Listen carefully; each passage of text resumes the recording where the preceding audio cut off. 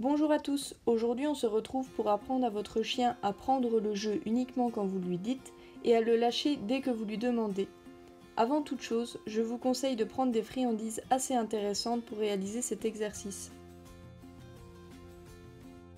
L'étape 0 est pour les chiens qui ne prennent pas le jeu quand on leur présente. Si votre chien le fait déjà, vous pouvez avancer jusqu'à l'étape 1.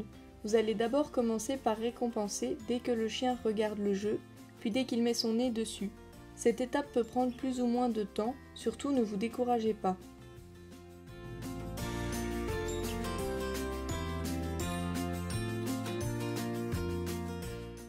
Une fois que le chien met le nez assez facilement dessus, vous allez récompenser dès qu'il va prendre le jeu. Puis vous allez essayer d'attendre avant de récompenser pour qu'il garde un peu le jeu en bouche.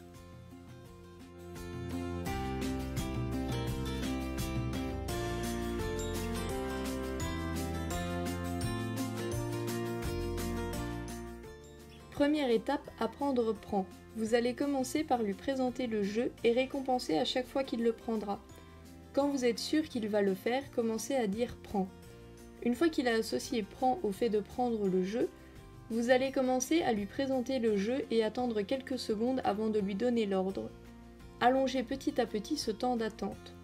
Une fois acquis, vous n'avez plus besoin de lui donner de friandises puisque le but final est quand même de jouer avec le chien et non de le nourrir. Deuxième étape, apprendre lâche. Vous allez demander à votre chien de prendre le jeu, puis une fois que vous voulez qu'il le lâche, vous allez lui montrer une friandise très intéressante. Vous pouvez aussi le faire avec un jeu, mais il faut que le jeu soit de même valeur que le premier pour le chien. Une fois que vous êtes sûr que le chien va lâcher, vous pouvez commencer à dire lâche. Ensuite, vous allez petit à petit lui demander de lâcher sans lui montrer de friandise, mais en récompensant tout de même une fois qu'il le fait, pour finalement ne plus avoir du tout besoin de récompenser.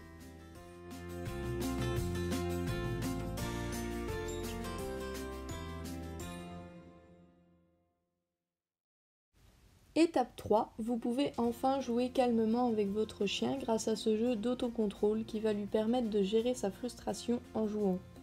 Bien entendu, ce n'est pas en une séance que tout sera parfait. Cet apprentissage demande d'être patient et régulier. N'abandonnez pas après une tentative. Sur ce, je vous souhaite beaucoup d'amusement avec votre chien.